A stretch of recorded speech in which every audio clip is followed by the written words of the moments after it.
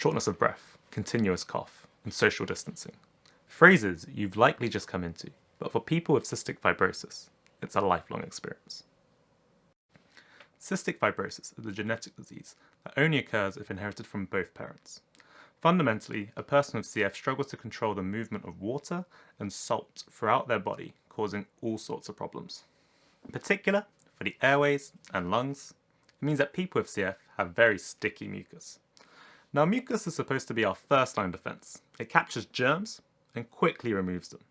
However, for CF, their mucus is so sticky, it's hard to shift and quickly builds up and obstructs the airways. It leads to individuals with CF experiencing a shortness of breath and a chronic cough. It also means that mucus isn't quickly expelling germs, and in fact, does the opposite and harbours them. So people with CF can actually end up being more vulnerable to infections that otherwise the rest of us would take no notice of. For that reason, people with CF have been forced to adhere to social distancing since they were born. It's so significant in the CF community that the 2019 feature film, 5 Feet Apart, resolved around a young couple with CF that compromised on the 6 feet rule, just to come that little bit closer. Though purposeful CF drugs have just become available, there is still a way to go for curative treatment. It's difficult to develop better drugs in CF, as the best way to test them is still by breathing into a tube. Now that can be affected by stress, mood, and exercise, so not the most accurate of measures, and probably not the best way to tell how well a drug works. So we need something better.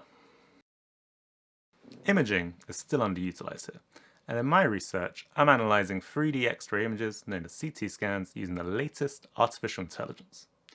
I've been building software to look at every major airway to extract hundreds of measures across the lungs to see how we can better measure the effects of cystic fibrosis.